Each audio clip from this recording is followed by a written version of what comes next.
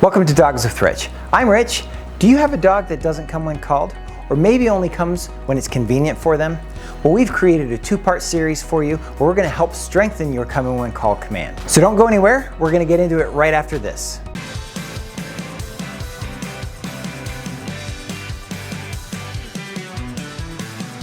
So why don't dogs come to us when we call them? Well, there's no magic wand that makes a dog come to you. If a dog is off leash, for example, and you want that dog to come, the only way he or she's going to come to you is if they choose to.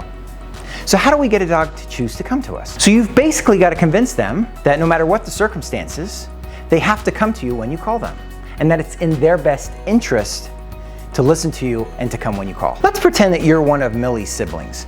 You guys have been cooped up in the house all day while your human was working. Your human comes home and decides to take you to the park. Well, you get to the park, your human even takes you off leash. This is the highlight of your day. You are running around, you're checking all the smells. You know that Ralph the Basset Hound was here about half an hour ago with his sister Maggie. Boulder the Pit Bull was here yesterday with his sister Winnie the Lab. And that Sprinkles the Poodle got a new collar. Okay, maybe they can't communicate that much detail, but who knows? And then all of a sudden, when you're learning about a new dog that lives in the neighborhood, your human starts to call you. But you're not done. There are so many more scents that you need to explore, and you're not done checking your P-mail. See what I did there? Anyway, what do you think's more exciting? Going home to sit down on the couch or in your dog bed, or to stay out here and explore? So what's the trick? Well, we want to condition our dogs to come to us whenever we call them. Remember Pavlov's dogs? Those are the dogs that salivated anytime they heard the sound of a bell because they associated that bell to a treat.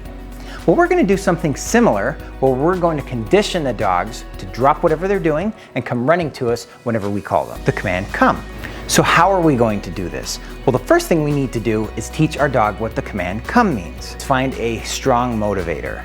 Most likely that's going to be treats, so we want to find a high value treat, something your dog would do anything for. You're going to want to find a container, either a treat pouch like this or a plastic Tupperware container. Something that makes a noise when you shake it with the treats in it, because what we're going to do first is condition them to understand that the sound of this treat pouch or the sound of your container means treats. So what you're going to do is take your dog into a quiet room where it's just you and them, and then you're going to shake the treat pouch, and when they look at you, you're going to give them a treat. You're going to wait a few seconds, and you're going to shake it again, and then you're going to give them a treat. You're going to do this several times so they start associating the sound of your treat pouch with a treat. Once you've done that several times, and now your dog is responding to the sound of your treat pouch or the sound of your container, now what we're going to do is we're going to teach them the command come. What you're basically going to do is you're going to take your treat pouch and you're going to slowly just start walking around the room and shaking it. What your dog's going to do is they're going to start following you. As they start to follow you and you're moving around this room, you're going to start teaching the command come. Now remember, you want to say this command as if you were calling them outside. You don't want there to be a difference. Because if you call them outside and you're in more of a panic because they're not coming to you, and then when you call them inside, you're calm and relaxed, they're not going to want to come to you when you're panicking. So you want to teach them by calling them the way you're going to call them whether you're inside or you're outside. As you start to move around the room and you start shaking this, you're going to say their name and then tell them to come. So as I walk around, I'm going to say, Millie, come, come, Millie, come, Millie, come. And about every 5 paces, if it's a puppy, maybe every 3, I'm going to be giving them treats. And you just need to give them a little fraction of a treat. If it's a treat like these milk bone shaped bones here, I would even break these into 2 or 3. All they need is a quick taste so they can get rewarded, and then you can move on and continue the exercise. If you're using treats that take a second to eat, for example like a milk bone, you're wasting valuable time and valuable attention span where you could be getting the repetition over and over again. So you really want something soft that they can get a quick taste and then they're ready to do it again. As you move around the room and you're treating every 3 to 5 steps, continue to use their name, continue to say come, and get very excited with them. Remember, we're trying to convince them that it's in their best interest to come to us. We will phase the treats out later, so that's why the praise is important, because they still need something that's rewarding when we call them. As you're doing this and you're moving around the room, we're going to slowly start to increase the distractions. Take them into other rooms where maybe there's other people or other animals, and do this while you're moving through and working to maintain their attention. If you need to hold a treat in front of their face while shaking the treat pouch, just to keep their focus on you, that's totally fine. Just make sure you're still using the word come. By doing this, they are learning to ignore distractions while focusing on you and coming when called. Do this until they are moving around and following you throughout the room consistently.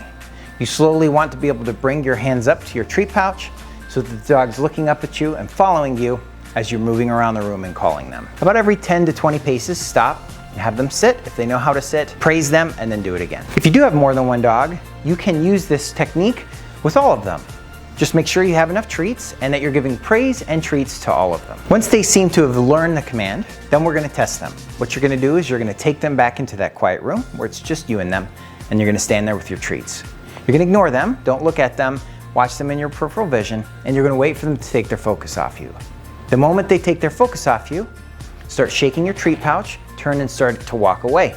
And then you start calling them because they're gonna follow you because they know you've got those treats. So now we're strengthening it and we're creating distance again. And we're also calling them while they're distracted. Once they're doing this consistently for you, you wanna make sure you repeat it. Condition is repetition. Remember that expression? Because the more you do this, the stronger the command will be and the easier it'll be for the pups to ignore the distractions. At this point, I'm really hoping that your pups are doing well because now we're going to increase the distractions. So what you're going to do is while you've got the dog following you around the room, you're gonna have somebody else enter the room. Now it's important that it's somebody the dog knows so that we don't create any fear or have any of those issues, but it's really important that they ignore the dog. If the dog runs off to go see them, just have them pull their arms up and ignore the dog and just continue to walk away from them. Have them just do circles in the room while you refocus the dog, get the dog to pay attention to you, and then to refocus and come back to you.